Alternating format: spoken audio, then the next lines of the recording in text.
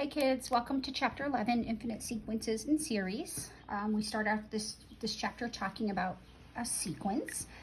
Sequences, well, let's give an example. A sequence is a given list of numbers in a given order. So for example, let's suppose I had 1, 4, 9, 16. And what we do when we have a sequence is we see if we can establish a pattern. So if you had to make a good guess, what do you think would come next? If you guessed 25, that would be a good guess. 36. And then I could go on forever. It's an infinite sequence. So we indicate that this pattern continues with the dot, dot, dot. All right, so formally a sequence is a list of numbers in a given order. A list of numbers in a given order,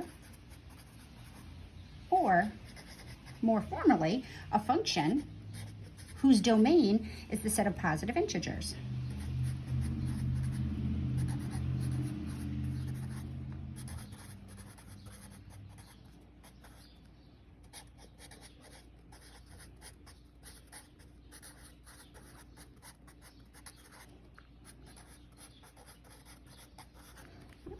So notation, the notation we use typically is we call the first element in the sequence, and this can vary depending on author or situation, but we typically use subscripts to indicate position in a sequence. So A with a subscript of 1 would be the first element in the sequence, so that would correspond to the 1 in the example above. We would say A2 would be the second element, which correspond to the 4, so forth and so on. A3, A4, and that would go on forever. Shorthand, we condense this by just doing an A, and then generically, we typically use N, sometimes we use I, and then sometimes we emphasize the starting point. We'll say that N starts at 1, and we do a subscript of the curly brackets, and then it goes on forever. So this is all ways to generically represent a sequence.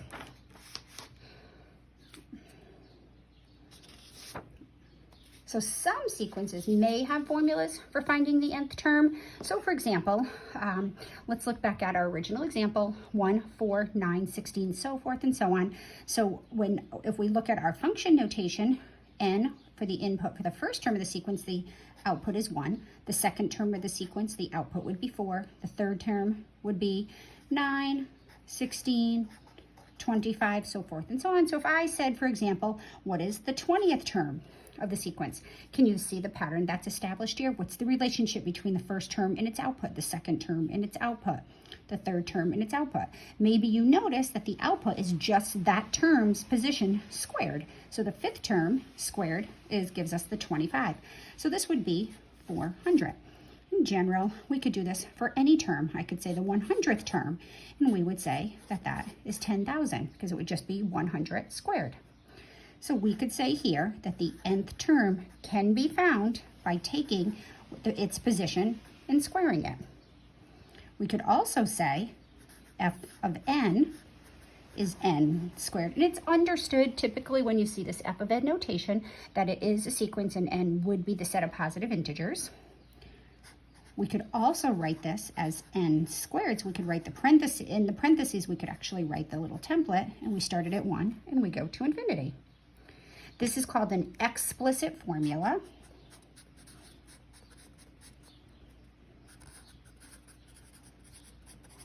Explicit meaning it allows us to identify any term in the sequence without having to work our way up to it. So if I wanted to know the 100th term, I wouldn't have to list all the 99 terms before it. So it determines each sequence element explicitly by its position. That's what an explicit formula is for a sequence. Not all sequences have explicit formulas. Let's take a look at this very famous common sequence. 1, 1, 2, 3, 5, 8. So the first term is 1. The second term is also 1. The third term is 2. The fourth term is 3. The fifth term is 5. The sixth term is 8. Do you know what comes after the 8? Have you seen this one before, or do you see a pattern? Maybe you do, hopefully. If not, this is a tricky one. This time, the term is not necessarily, the output is not necessarily related to its position, but it's related to the terms before it. Notice the third term is just the sum of the two before it. So 2 is 1 plus 1. We get 3 by adding the 2 before it. 1 plus 2 is 3. Then 2 plus 3 is 5. 3 plus 5 is 8. So the next term in this sequence would be 13. The next term would be 21. And then we would be at 34. And it'd go on forever. This is actually called a Fibonacci sequence.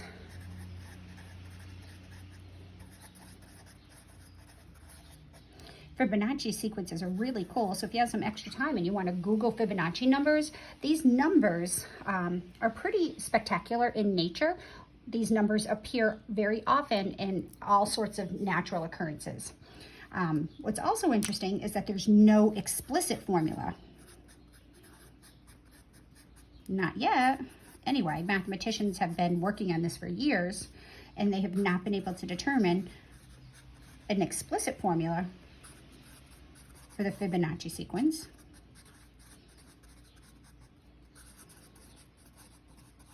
We see a pattern that we get a particular term by adding starting with 1 and 1, and starting with the third term, we get that term by adding the previous two terms. So what we do have is what we call a recursive formula. Recursive formulas tell us how each term relates to the previous terms. So in this case, the recursive formula, we would say, well, this term, the nth term, is found by adding the ones before that. So we would say the term before it, which would be the n minus 1 term, and then the term before that, which would be the n minus 2 term. So the problem with recursive formulas, if I wanted to know the 100th term of this, I would actually have to list out all 99 terms before it in order to get the 100th term of the Fibonacci sequence. Right. When we study sequences in chapter 11, we will be working primarily with sequences that have explicit formulas. So for example, let's look at this guy. Let's look at the sequence 1 over n squared, as n starts at 1 and goes to infinity. Right. So in the terms of the sequence, we can write this out. We put in 1, we get 1 over 1 squared, which is 1, 1 over 2 squared, which is 1/4, 1 over 3 squared, 1/9, 1 over 4 squared, 1/16, 1/25. I'm assuming that you get the idea, right? So the nth term would just be 1 over n squared. So if I wanted the 100th term, for example, the 100th term would just be 1 over 100 squared. So we have an explicit formula here, and that would be 1 over 10,000. We are going to be very interested in how sequences behave. So let's take a look at this guy, and we can plot sequences and we can graph them. The difference between graphing a sequence and the continuous functions that we've been graphing before is that the inputs are only our integers. So for example, at 1, the output is 1. At 2, my output is 1, 2, 3, 4, 5. 2 is 1/2, which would be right here. At 3, it would be 1/3. At 4, would be 0.25. At 5 would be 1/5. At 6, we can see how this guy is behaving, and we don't connect the dots here because this sequence is only defined at the integer value inputs. So we're not going to connect those. So, but we want to see, what we want to look at is how the sequence is behaving, and we notice the sequence behaves like the function 1 over x squared, although it has the jumps. We want to notice that our outputs are heading towards the x-axis, or heading towards 0. All the outputs are positive. They all stay above the x-axis towards 0 as, I'll put this as n goes to infinity. So what we say is 1 over n squared goes to 0 as n goes to infinity. Or we can say the limit of 1 over n squared as n goes to infinity is equal to 0. Or we can say that 1 over n squared converges. So all that great limit stuff that you learned in Calc 1, is now going to reappear here in our section on sequences and series. All right, so let's formally define a sequence. We say a sequence converges to L, where L is finite if the limit as n goes to infinity of the terms get closer and closer to L. Now we have a more formal definition. We can say if for all epsilon greater than 0, there is an integer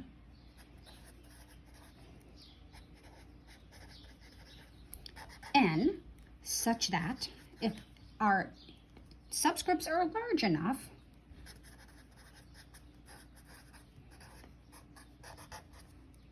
all the terms of the sequence fall within this small amount epsilon of that value. So you can see the PowerPoint for further explanation there. So we say that 1 over n squared, from n goes from 1 to infinity, converges to 0. Right? If a sequence does not converge, or the limit is not finite, we say it diverges. So if an does not converge,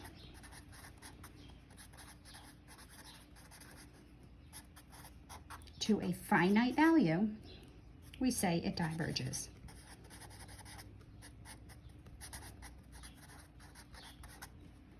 So let's look at this Fibonacci sequence. 1, 1, 2, 3, 5, 8. We saw that 13 was the next number, then 21. So here, the limit of these, as n goes to infinity, equals infinity. So even though we can identify the limit as being an infinite limit, we still don't say that it converges because this is not a finite value. So therefore, this sequence diverges. And we can say it diverges, and how it diverges to infinity. Now this is a really interesting sequence. Look at this guy. If n is 1, it's negative 1 to the n power, so the first term is negative 1. The second term, if n is 2, is negative 1 squared, which is positive 1. N cubed is negative 1. N to the fourth is positive 1. So this sequence is just simply the two values, negative 1 and 1, and it alternates back and forth. The limit of this sequence of negative 1 to the n does not exist. It just literally bounces back and forth like this forever. And it never zooms in on anything. It never shoots off to infinity. So it does not exist. So we say that the sequence diverges. It just diverges in a different way than the previous sequence. Right, formally, diverging to infinity, we can define it. A sequence diverges to infinity if we can pick any number, no matter how big we pick a number, eventually all the sequence terms fall above that number. So to write that formally, the sequence an diverges to infinity. If you notice here, we did not put the subscript and the superscript n equals 1 to infinity. If it's not here, it's just assumed 1 to infinity. So usually or often we'll see this without the n equals 1 to infinity notation, and it's just understood. So the sequence diverges to infinity if for any number, we can pick any letter we want to represent the number m greater than 0, there is an integer, an integer n such that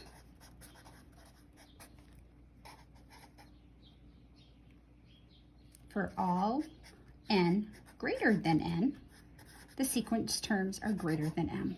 Right, so often the wording is a lot more terrible than what's actually going on. So let's look at this Fibonacci sequence. At 1, we were at 1. At 2, we were at 1. At 3, we were at 2. At 4, we were at 3. Whoops. Oh boy, I messed that up. Those are increments of 2. So I'm going to redo this in a different color. At 1, we're at 1. At 2, we're at 1. At 3, we were at 2. right here. Oh boy, I'm really messing that up. At 4, I was at 3, looks something like this. At 5, which is right here, I'm going to be at 5, which is halfway. At the 6, I'm going to be up here at 8, which is right here. At 7, I'm going to be at 13, right? At 8, I'm going to be at 21, so it jumps up here. At 9, I said we were going to be at 40 something, so we're going to be way up here, right? So it behaves like that. So ignore the orange, sorry, my bad. So what this is saying is that no matter how big we pick a value of m, eventually all the terms fall above it. So let's suppose we let m be this number right here. So every term, if m is somewhere between 20 and 30, every term after the 9th term is going to be above that value. So even if I picked it way up here, like 50 or 80 or 100, eventually all the terms would fall above that point. So no matter how far we go out along the x-axis, eventually all the terms will keep growing bigger and bigger. All right, so if we think back to our calculus days, limits for sequences behave like limits for functions because sequences are functions. Each input produces just one output. So all our algebraic limit theorems back in our Calc 1 days are applicable here. So let's suppose we have two sequences. We have an, and its limit is a, and we have another sequence, bn, whose limits are b. Both a and b are finite. Then a constant times a sequence, well, we can pull a constant out front and take the limit of the sequence, and that would just be the constant times a. So we can disregard the constant, pull it out front. The limit of a sum is the sum of the limits, and these will definitely come in handy. So that's just going to be a plus b. The limit of a difference is the difference of the limits. So we can distribute a limit through subtraction. So it would be the limit of an minus the limit of bn. So it would be a minus b. The limit of a product is the product of the limit. So we may distribute a limit through a product.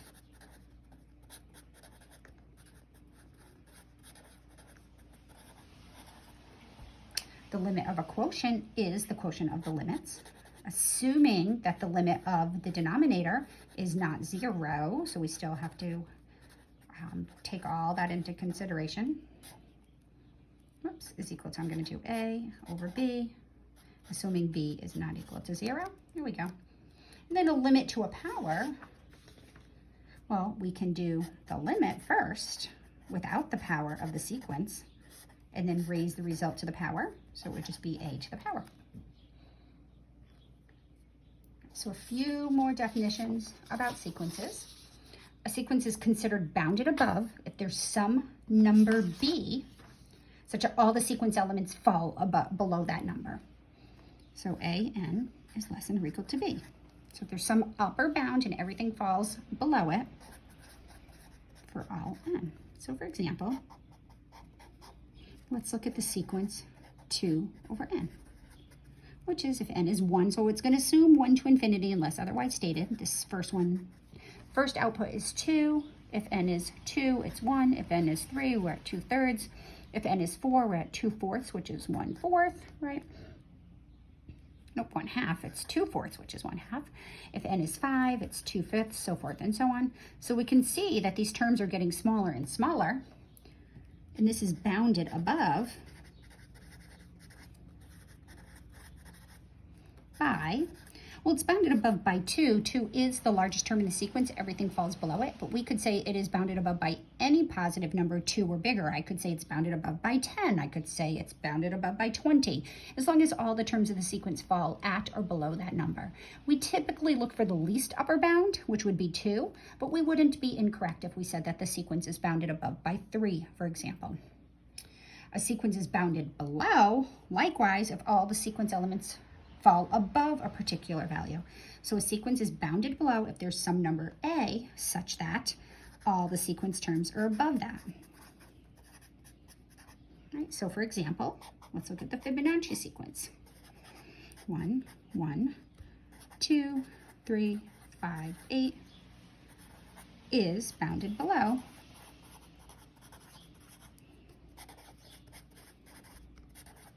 by 1. All the terms of the sequence fall at 1 or above. Notice this one above is bounded above, and it's also bounded below. These terms are all bounded below by 0. Every single term in this sequence is greater than 0, not greater than or equal to, but actually greater than 0. So this term is both bounded above and bounded below. This one is bounded below, but it is not bounded above. There is no number that all the terms fall below, because the limit of this sequence, it goes to infinity. We say a sequence is bounded, period, if it is bounded both above and below.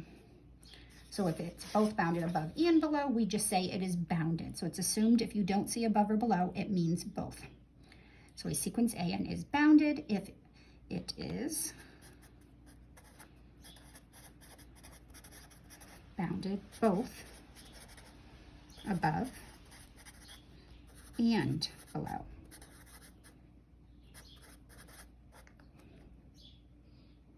All right, so 1 over n squared. The first one we looked at was 1, 1/4, 1/9, 1/16. Right, and if we look back at how these guys behave, oh no, I didn't draw that. Oh yeah, no, did we draw that one? Nah, did we? Maybe. Yep, we did right here. Let's take a look right here. Right. So we know that they fall between here and here. So all the sequence elements are below any number greater than or equal to 1, and they're above any number greater than or equal to 0. So this is bounded.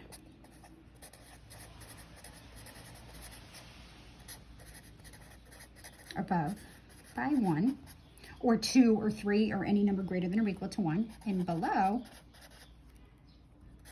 by 0, or any number less than 0. We could say it's bounded below by -10. But 0 would be called the greatest lower bound. 1 would be called the least upper bound.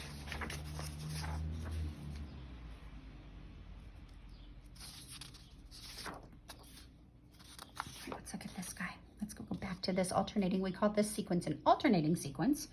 Remember, this is -1, 1, -1, 1, -1, 1. Right, so graphically, this just bounces between -1 and 1 like this. Right, so this would be 1, this would be -1, so is bounded. Above by 1, or any number greater than 1, below by -1, or any number less than or equal to -1. We could say this was bounded below by -2. All right, a sequence is called increasing. Well, exactly if it says that. A sequence is called increasing if one term is greater than, the next term is greater than the previous term. Increasing means the next term has to be strictly greater than the previous term. If they are the same, then that's not increasing. That's called non-decreasing. So for example, 1, 4, 9, 16, right? Which was the sequence n squared, is increasing. Because every term is strictly greater than the one before it. A sequence is called decreasing if the next term is less than the previous one. So the n plus 1th term would be the term after the nth term. And let's do 1, 1/2, 1/3, 1/4, which is the sequence 1 over n is decreasing. Because the next term is always less than the previous term. On occasion, we're going to need to prove a sequence is increasing or decreasing using algebra and or calculus. Now, this is important because students will look at this and be like, well, clearly it's increasing. But we want to be able to use math to show that something is increasing or decreasing. So how can we prove the sequence 1 over n is decreasing? Clearly, by observation and graphically, it's decreasing. Algebraically, to prove this, right? Well, algebraically, let's look at the nth term, right? The nth term is 1 over n. the n plus 1th term would be 1 over n plus 1, and we want to show that a n plus 1, the n plus 1 term is, decreasing less than the nth term, right? So how would we do this? Well, we know that n plus 1 is greater than n for any number. It's just a fact. If we add 1 to a number, then it falls to the right of it on the number line. So that's just an algebraic fact that we can always assume for any n. Right, now when we take reciprocals, if one number is greater than the other, then 1 over n plus 1, it's going to be 1 over n. This is something you learned way back in your algebra days. Right? If a is greater than b, then 1 over a is less than 1 over b. So that is just another algebra fact. So if 1 over n is plus 1 is less than 1 over n, well, 1 over n plus 1 is a n plus 1 is less than a n. So we just showed that that is a decreasing sequence using algebra. Sometimes it's not all that obvious and that easy, and the simplicity of that sometimes students find tricky. How can we do this using calculus? Well, let's let a over n be 1 over n. The corresponding function would be 1 over x. And how do we show, so this would be x greater than 0, right? How would we show that a sequence, a function is decreasing in calculus? Well, we would look at its derivative. The derivative of 1 over x is negative 1 over x squared, right? In negative 1 over x, this is less than 0, and the denominator is greater than 0. So therefore, the derivative is always negative. So the derivative of 1 over n, which is in calculus equivalent, the derivative of 1 over x, is negative. Negative derivative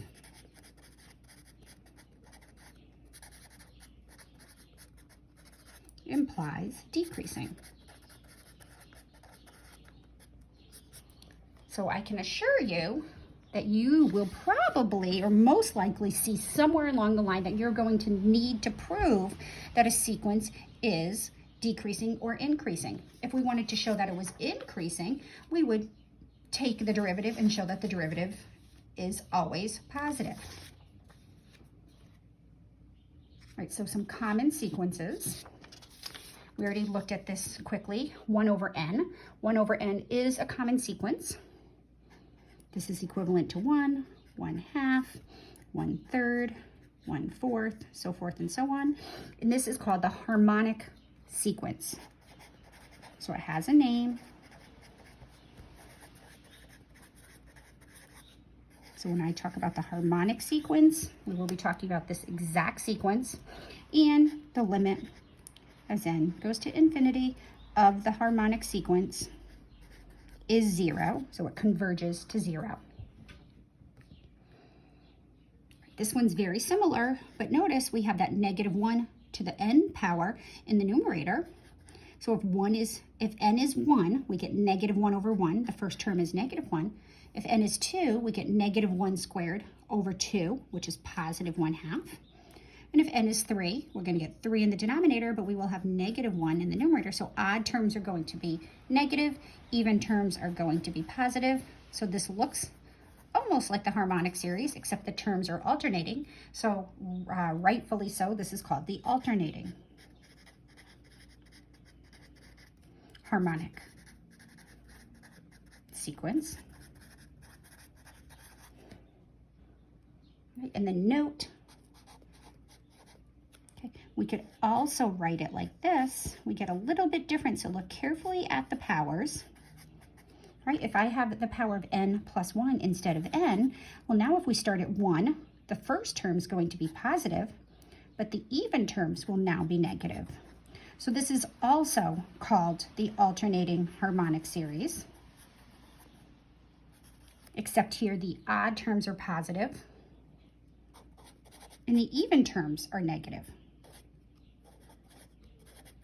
So this is also called the alternating harmonic series. And you'll never have to know which one they're talking about because it'll always be clear. You know, they'll give you the template for the one that they are looking at. Notice both the alternating harmonic in either of its forms, all three of these converge to 0. All right, A times R to the n. This is called a geometric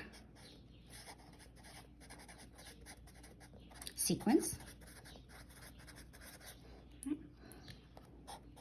R is called our common ratio. All right, so here we see a bunch of letters. When we talk about sequences, unless otherwise stated, n is always the variable that's changing and everything else is going to be constant. So A would be constant and R would be constant. So A and R are constants. So examples of geometric sequences. Let's do one would be something like, let's try 8, 4, 2, 1, 1/2, 1/4, 1/8. Can you see what the next one would be? How did I get from 8 to 4? The same way I get from 4 to 2, which is the same way I get from 2 to 1. All right, so the next one, if you can see, hopefully would be 1/16. So each element is just half of the previous element. So how do we write this in a template? Well, there's different ways we can write this. So let me first write the common ratio. The common ratio, all geometric series are formed by taking a constant multiple of the previous term. So the constant multiple here would be 1/2. Each subsequent term is just half of the previous term. So the common ratio is 1/2. So R is equal to 1/2. Okay. So now there's a couple ways to write this. Both are perfectly correct. So we would write, I can write my leading term, and then I'd have to write 1/2, right? And now the power is only on the common ratio. Now notice if I started here at 1, and then I would have 1/2 to the 1 times 8, but that would give me a 4 to start with. So if I use the first term inside the template, I have to change the power on the common ratio to n minus 1. And here would start at 1 and would go to infinity. So here if I started at 1, the power on 1/2 would be 0, and 1/2 to the 0 power is just 1 times 8, and then that would give me that. Or we could write this. Now notice I could double the first term, in this case because of the common ratio being 1/2, and I could do 16 1/2 to the n, and I could go from 1 to infinity. Right? So the number out front, the leading number, or A, in the template for the geometric sequence can change. What can't change is the common ratio. You just have to play with that constant A out front and the power on the common ratio. So this is just two different ways to write the same template. So let's look at another one. What if I gave you 2, 6, 18, 54. Do we see the pattern here? How do we get from 2 to 6? The same way we get from 6 to 18 and 18 to 54. Right? Do you notice that the common ratio is 3? I mean, really, it's 3/1, but we just say 3. Because it's what we multiply one term to get to the other. It's called the common ratio because if you take a term and divide it by the previous term, so 6/2 is 3, 18/6 is 3, that's why it's called the common ratio. Here, 4/8 is the common ratio 1/2, 2/4 is 1/2, so forth and so on. So what would be, let me see, if we started with the 2 out front, the common ratio would be 3. Now, if we start with n at 1, we would have the second term is 6. So we'd really have to subtract 1. We could write it like this, from 1 to infinity. Right? Or we could, well, how can we get this if we did just 3 here to the n? Right? And we went from n equals 1 to infinity. How can we get to 6? All right, well, this is a little bit trickier because if I put 1 in here, I get 3. How can I get to my 2? Well, the coefficient would be, the constant out front would be 2/3. Do you see that? because if I put 1 in here, this becomes 3, and what times 3 would give me 2? Well, it would be 2/3. We're going to tend to use this guy more than we're going to use that guy. All right. So let's talk a little bit more about these geometric sequences. Notice, if we go back to this guy, these numbers, 8, 4, 2, 1/2, 1/4, they're all positive, and they're getting smaller and smaller, so this one converges to 0. With this geometric sequence, the numbers are growing without bound. We say that this one diverges to infinity. So we can generalize how geometric series behave, or geometric sequences behave. The geometric sequence a times r to the n converges if r is between 1 and -1, which is equivalent to saying, we often say this instead, the absolute value of r is less than 1.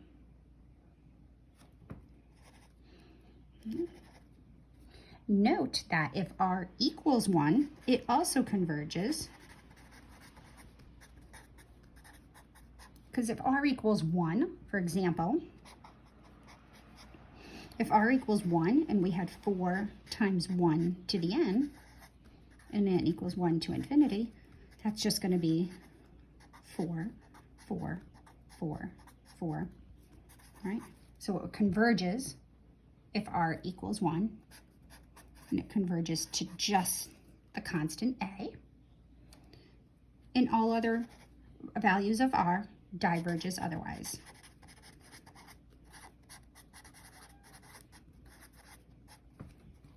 So a geometric sequence only converges if r is equal to 1, is between -1 and 1, otherwise it diverges. So a times r to the n, I'm going to write on the next page because I messed that up. Let's see. A times r to the n converges to 0 if r is between 1 and -1, converges to a if r equals 1, and diverges otherwise.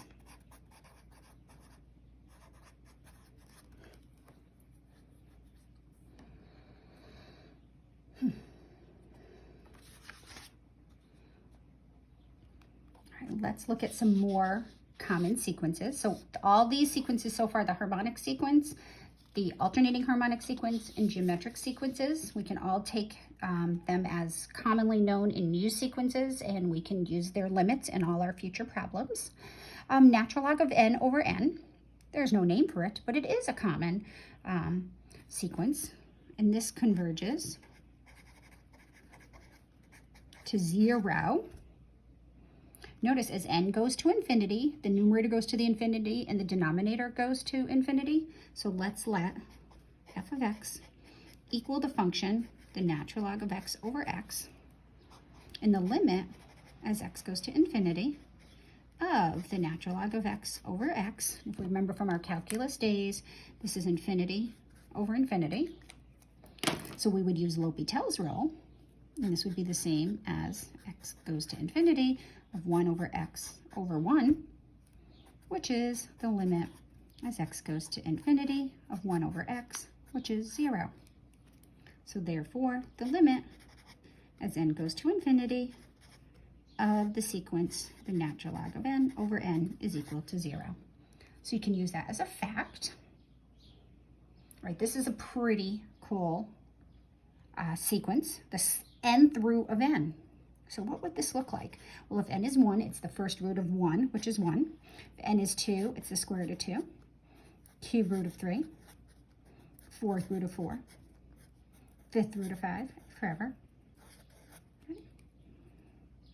And I'm going to claim the nth root of n converges to 1. Why? Here's my proof. Ready? The x root of x is equivalent to x to the 1 over x power, which is equivalent to e to the natural log of x to the 1 over x, right? Just by properties of logs. And e to the natural log of anything is just that anything. And now I'm going to use the power property and bring this out front. E to the 1 over x times the natural log of x. Now this is just e to the natural log of x over x. And as x goes to infinity, we know that the natural log of x over x goes to 0 from the previous problem. So therefore, e to the natural log of x over x goes to e to the 0 as x goes to infinity, which is equal to 1.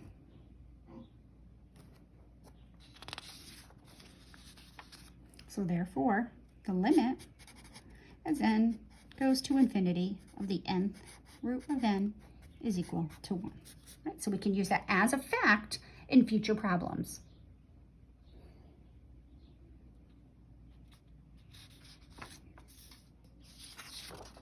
All right, moving right along. The nth root of a constant, c.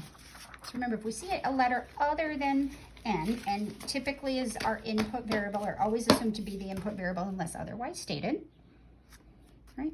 So this is equivalent to a constant to the 1 over n power, and this also goes to 1. So for example, if we had the nth root of 4, and n equals 1 to infinity, we can conclude this converges to 1. The nth root of c, n equals 1 to infinity, converges to 1. Proof to do. Prove this.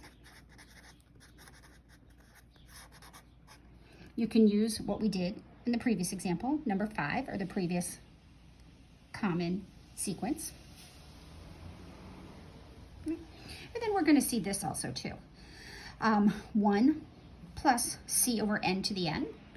Well, if you remember back from probably your pre-calc days, I think this is where we introduced this. This is just converges to e to the c. So that is 1 plus c over n to the nth power. N equals 1 to infinity, converges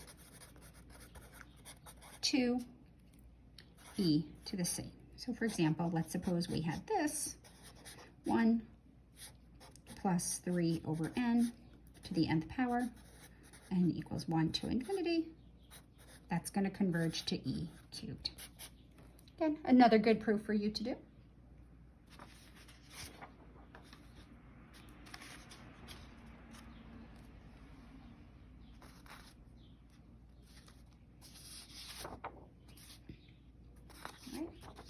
Couple useful theorems. The squeeze theorem. Let's suppose we know something about a sequence A and we know something about a sequence C, and we're lucky enough to have A and C behave the same way. Any sequence that falls between A and C is going to behave like A and C if A and C behave the same way. So this is a theorem we talked, again, back at Calc 1. So let's suppose we have A. I'm going to let A be my green sequence, so that's going to be down here, and however that, let's suppose it starts behaving like this and it levels out around here. Might do something wacky in between, but then eventually levels out. And let's suppose we have sequence C be above it, but eventually it's going to level out at the same point. And they're all going to level out like that. So what this is telling me is that if B falls between both of these guys, so this is going to be B, and if B falls between A and C for every value, eventually B is going to have to level out at L also. So this is going to be helpful a little bit later. So if we can sandwich a sequence maybe we don't know something about between two sequences that we do know something about, and they conveniently converge to the same value, then that one in between must also converge to that value. If we know the absolute value of a sequence converges to 0, this only works for 0. If the absolute value of a sequence converges to 0, then that sequence must also converge to 0. And then lastly, these are all limit theorems we talked about back in Calc 1. Lastly, if we have a sequence that converges to L and F is continuous at this point, then the sequence, each element evaluated at L is just F of L. And we'll go back to these. I'll refer back to these when necessary. Let me do a little example. Let's see. We know that 1 over n converges to 0, right? So let's do the cosine of 1 over n must converge to the cosine of 0. So cosine behaves nicely at this limit, so it's just 1. So the limit of the cosine of 1 over n is just 1 because 1 over n converges to 0, so we would look inside and say, well, that goes to 0, so the cosine of 0 would just be 1. All right, a couple more tidbits. Factorials. Not sure if factorials are new to you. Factorials are defined for non-negative integers only.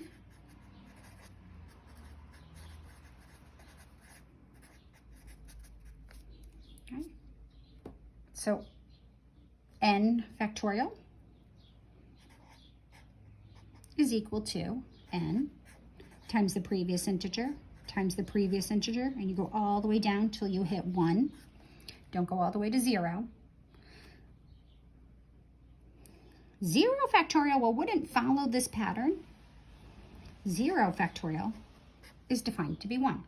You have this button in your calculator. If you go to the math function and go over to PRB, first type in a number like 7 and then hit math, PRB, and do 7 factorial. It'll give you the value of 7 factorial. So for example, 4 factorial means 4 times 3 times 2 times 1, which is 24. 10 factorial, well, it's kind of a pain to punch 10 times 9 times 8 into your calculator. So this would be a good chance for you to look up that button in your calculator. Again, go to math, go to PRB, and then go down to the factorial. So you hit the 10 first and then take those steps. And you should get, I think you get 3 million-ish, something like that. 3,628,800. Some notes. 1 factorial is just 1. 0 factorial is also 1. Okay. Why? Why is 0 factorial 1? Let's take a quick peek at this. Right. Well, first, actually, I'm going to do something different first. I want you to notice, this is going to be helpful later. Notice, what if I had 7 factorial, right? Isn't 7 factorial 7 times 6 times 5 times 4 times 3 times 2 times 1, right? But this right here, 7 times 6 times 5 times 4 all the way down to 1, this right here is 6 factorial. So isn't it true that 7 factorial is just 7 times the number below it factorial? Okay. So, for example, 8 factorial would be 8 times 7 factorial. 100 factorial would just be 100 times 99 factorial. Or in general, n factorial can be written as n times n minus 1 factorial. So using this little template right here, n is a, if n is, n be greater than, let's say greater than or equal to 1 for a minute, just for this purpose. We're going to divide both sides by n. So isn't it true that n factorial over n is equivalent to n minus 1 factorial? I just didn't want n to be 0 because I wanted to divide both sides by n. So I can divide both sides by n. So if n is greater than or equal to 1, then n factorial divided by n is the same as n minus 1 factorial, right? So this is going to be a template you may need when we're simplifying some series a little bit later, right? Well, here, let n equal 1 up here, and we get 1 factorial over 1 is equal to 1 minus 1 factorial. 1 factorial over 1 is 1, and this would be 0 factorial. So there we go. 0 factorial is equal to 1. All right, have fun, guys. See you in the next section, 11.2 series.